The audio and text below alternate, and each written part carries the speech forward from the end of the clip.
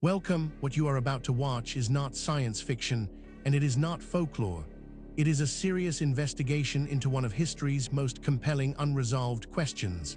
The mystery of the Star of Bethlehem. Astronomers have found a real candidate. Across the world, in universities, research institutes, and field excavations, serious scholars are wrestling with evidence that does not fit the accepted story. Evidence that has been documented, measured, and peer-reviewed, and that still has no satisfying conventional explanation. We are going to look at that evidence carefully, without prejudice in either direction, not dismissing what is extraordinary, but not accepting it without scrutiny either. The truth, as always, is in the details. Every December, the Star of Bethlehem appears on greeting cards, church spires, and nativity scenes, a radiant object hovering over a stable. But the actual text of Matthew's Gospel, the only place the star appears in Scripture, describes something stranger and more specific than a bright light in the sky. The Magi, almost certainly Zoroastrian astrologers from Babylon or Parthia, trained in the tradition of astronomical interpretation that had tracked planetary movements for centuries, saw something in the sky that told them a great king had been born in Judea. They followed it. It moved ahead of them. It stopped over a specific location. These are not the behaviors of a star. They are, however, the behaviors of a planet in retrograde motion as observed from a moving caravan. Astronomers can now reconstruct ancient skies with extraordinary precision. When they look at the years between 7 BC and 2 BC, the range consistent with Herod the Great's death and the known Roman census dates, they find several remarkable candidates: a triple conjunction of Jupiter and Saturn, a stunning Jupiter-Venus conjunction, and an independently confirmed Chinese and Korean nova. None perfectly fits every detail in Matthew, but some come remarkably close. This is where our investigation begins. Stay with us, because the further we go into the evidence, the more extraordinary it becomes. The story you think you know is only the surface. Beneath it lies something far more remarkable. Let us begin. Before we examine the specific evidence, we need to step back and understand the context. This case does not exist in isolation. It sits within the wider world of ancient technological anomalies, and to properly evaluate what we are looking at, we need to understand the broader picture that surrounds it. The official story of technological progress follows a reassuring arc. Stone tools giving way to bronze, bronze to iron, iron to steel, and finally, the Industrial Revolution catapulting humanity into the modern age. In this narrative, each generation inherits a slightly more sophisticated toolkit than the last, and no knowledge is ever truly lost. It is a comfortable story. It is also, in key respects, demonstrably false. History is littered with technological achievements that appeared centuries before their supposed invention, vanished after the cultures that created them collapsed, and were reinvented, often with great difficulty, by later civilizations who had no idea the knowledge had ever existed. Roman concrete was stronger and more durable than most modern concrete, and was not matched again until the 21st century. Greek fire, the incendiary weapon that protected the Byzantine Empire for centuries, has never been fully reproduced. Damascus steel, capable of holding an edge that modern metallurgists struggle to replicate, disappeared with the craftsmen who made it. These are not myths. They are documented historical losses of genuine technical knowledge. When we encounter an object from the ancient world that should not exist, a battery from Baghdad dated to the Parthian era, a computing mechanism salvaged from an ancient shipwreck, a map showing geographical features that were not officially discovered for another millennium, the temptation is to dismiss it as misidentified or misstated. That dismissal is sometimes warranted. But when such objects accumulate, when the pattern becomes too consistent to ignore, the honest response is to ask whether our model of ancient capability is simply wrong. This context matters because it tells us something important. What we are about to investigate is not an isolated curiosity. It is part of a pattern that researchers in multiple fields have been independently documenting for decades. And patterns in science demand explanation. With that foundation in place, let us now turn to the specific case at hand. Now we reach the heart of the matter, the core evidence surrounding the Star of Bethlehem. Astronomers have found a real candidate is more extensive, more verified, and more troubling for conventional explanations than most people realize. Let us walk through it systematically, fact by fact, and allow the evidence to speak for itself. We are not going to speculate here. Every point that follows is documented in peer-reviewed publications, official archaeological records, or government archives that are publicly accessible. The question is not whether these facts are real.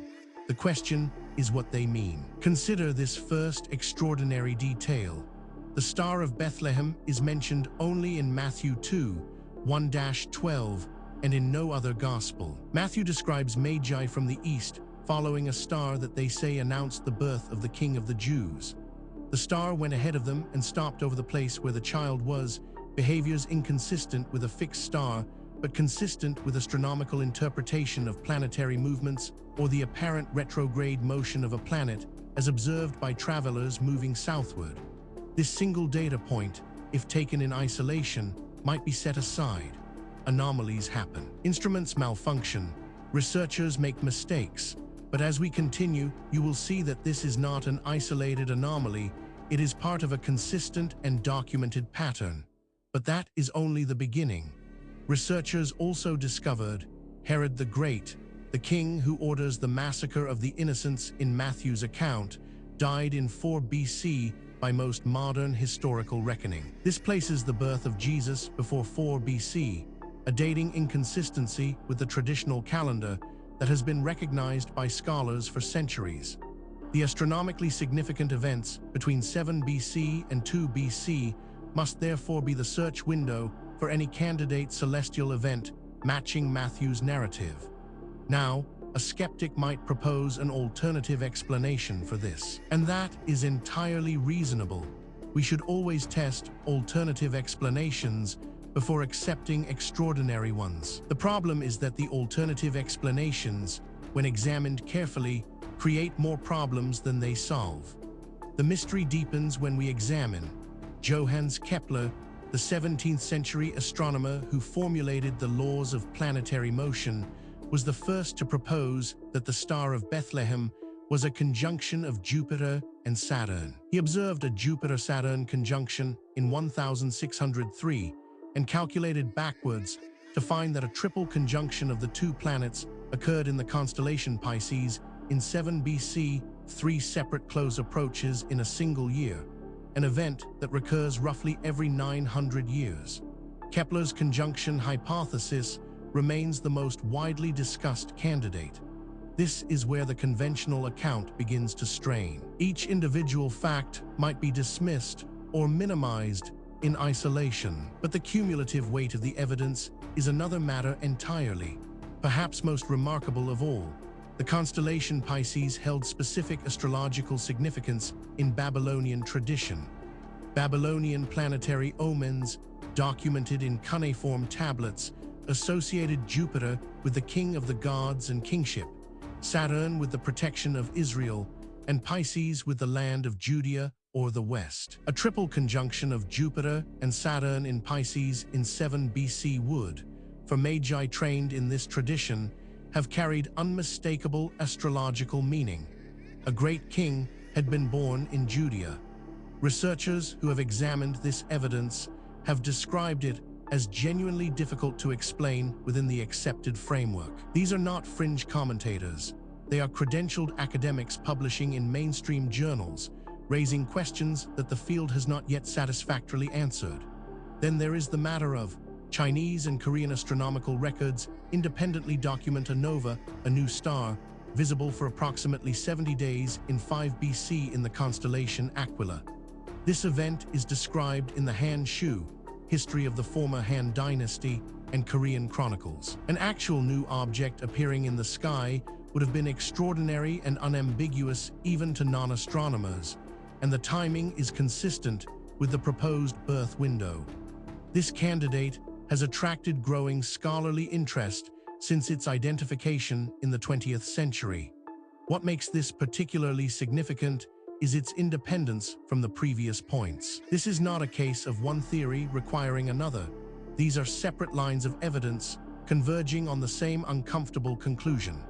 Adding to the enigma is this finding. The Jupiter-Venus conjunction of June 17, 2 BC was one of the closest planetary conjunctions in the ancient sky. The two brightest planets appeared to nearly merge in the constellation Leo, possibly visible as a single brilliant object at sunset. Astronomer Frederick Larson has argued this event, combined with Jupiter's subsequent retrograde motion that made it appear to stop over Bethlehem from Jerusalem, fits Matthew's narrative precisely. The 2 BC date is slightly late under the Herod 4 BC death dating, but fits an alternative chronology proposed by some historians. Taken together, these facts form a pattern that cannot be explained by coincidence, misidentification, or methodological errors. Each piece of evidence has been examined by skeptics. Each has been subjected to alternative explanations, and in each case, the alternative explanation falls short of accounting for everything that has been documented. We are left with a body of evidence that demands explanation and an accepted narrative that does not provide one. This is where serious inquiry begins. Now that we have established the evidence, we need to examine the theories that researchers have proposed to explain the Star of Bethlehem. Astronomers have found a real candidate. This is where the debate becomes most intense, because the theories reflect not just different interpretations of the same evidence, but fundamentally different assumptions about what is possible and what the past looked like. Understanding these theories is not just an academy. See exercise. Each one has been championed by serious researchers with genuine credentials, and each one captures something that the others miss. The truth, if it is ever established, will likely draw on elements of several. The first major explanation proposed by researchers holds that the triple conjunction of Jupiter and Saturn in Pisces in 7 BC, Kepler's hypothesis, updated by astronomer David Hughes and others, remains the most favored candidate among astronomers. Babylonian astrological tradition gave both planets and the constellation Pisces specific significance related to Israel and kingship. Magi trained in this tradition would have interpreted the conjunction as a celestial announcement of a great king in Judea, consistent with their journey to Jerusalem in Matthew's account. This interpretation has significant academic support and is backed by substantial evidence, but it is not without problems. Critics point out that it requires assumptions that go beyond what the evidence strictly supports, and that key predictions of this theory have not been confirmed by subsequent research. It remains contested, and the contest is productive. A rival school of thought argues that the Jupiter-Venus conjunction of 2 BC, the most spectacular planetary conjunction in the ancient sky during the search window, produced an object of extraordinary brightness in Leo. Combined with Jupiter's retrograde motion producing an apparent stopping over Bethlehem from the perspective of southward traveling Magi, this candidate fits certain details of Matthew's narrative precisely. Its main weakness is the 2 BC date, which conflicts with the traditional Herod death chronology. This theory is controversial, and deliberately so. Its proponents argue that the evidence demands an explanation outside the conventional framework. Critics counter that extraordinary claims require extraordinary evidence, and that the evidence presented, while suggestive, does not yet meet that standard.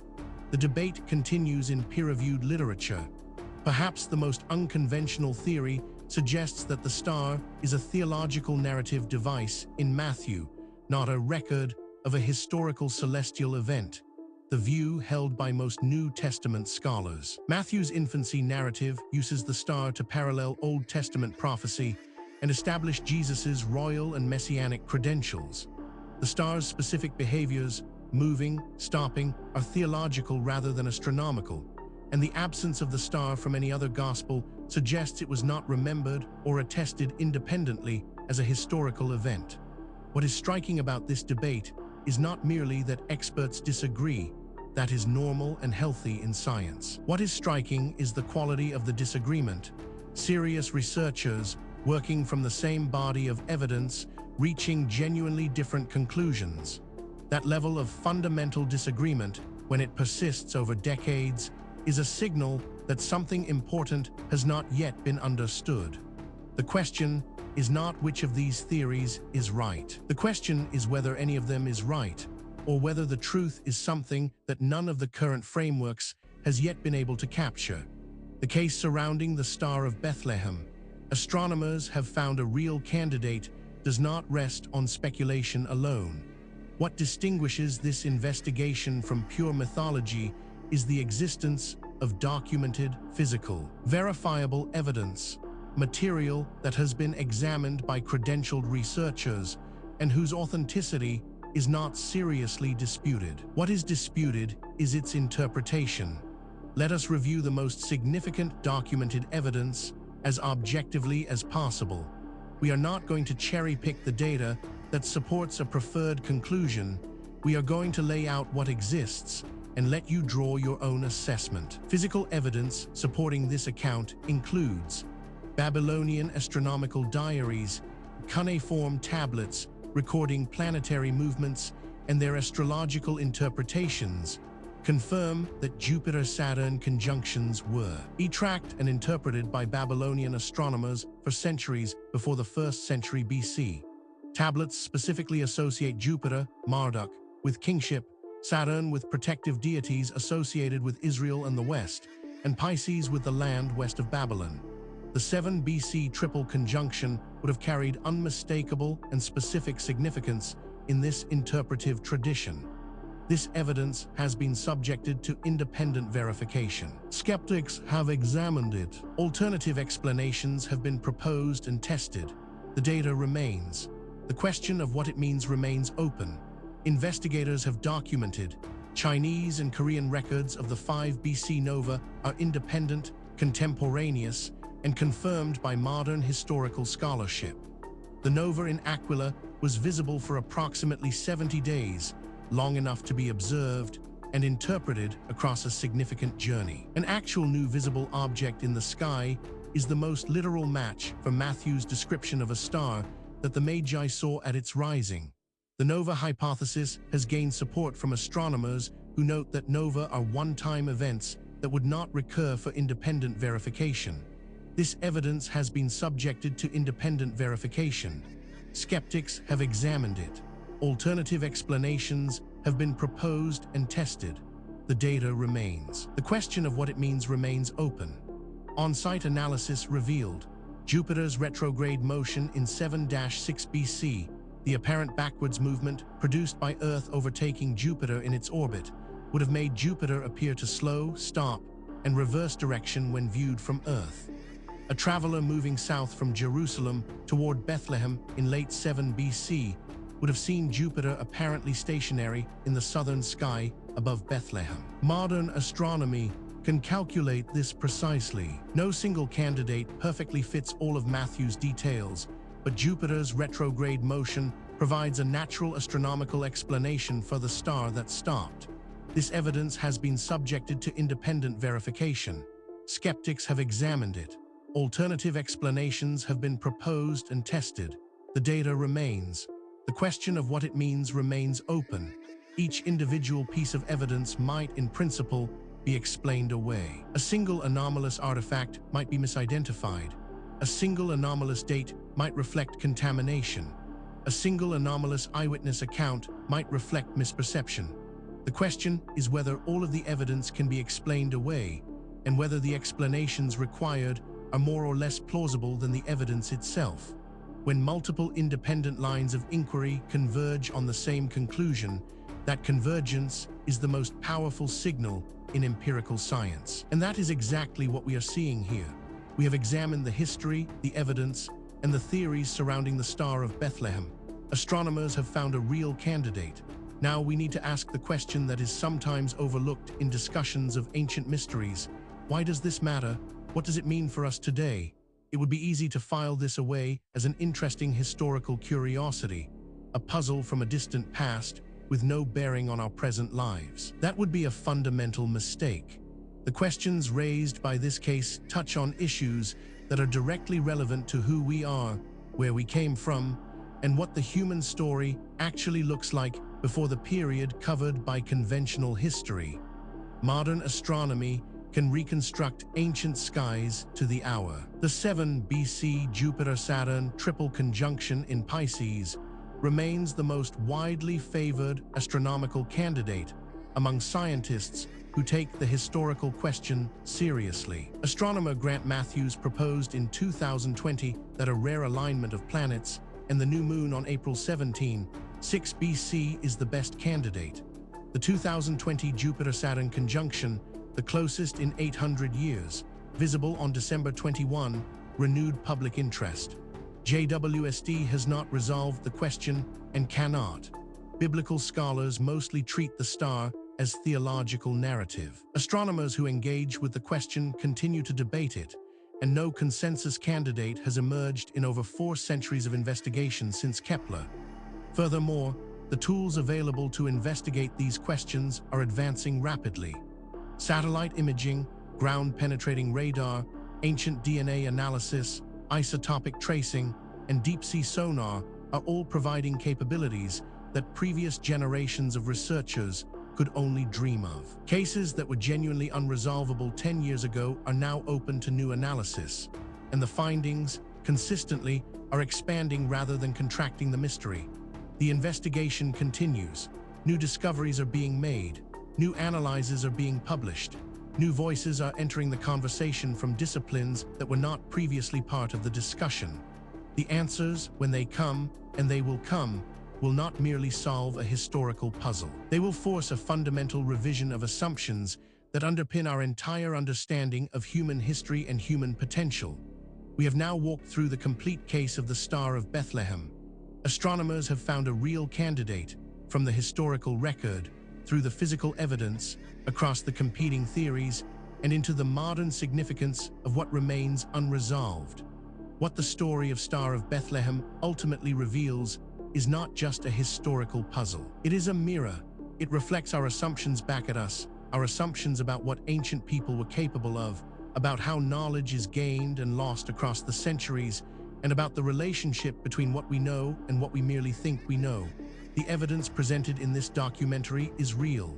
The questions it raises are genuine.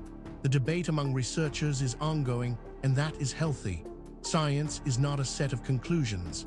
It is a process. And the process requires that we remain open to evidence that challenges what we thought we knew, however uncomfortable that challenge might be. If you came to this documentary as a skeptic, we hope the evidence gave you something to think about. If you came as a true believer, we hope the critical examination gave you a more nuanced picture. The truth, as always, lies in the evidence, not in what we want to be true. Thank you for watching. If this investigation sparked your curiosity, please subscribe to the channel. We publish new documentaries every week, covering the full range of historical mysteries that the mainstream has not yet adequately explained. Leave a comment below telling us which case you want us to investigate next. The conversation continues. The investigation never ends.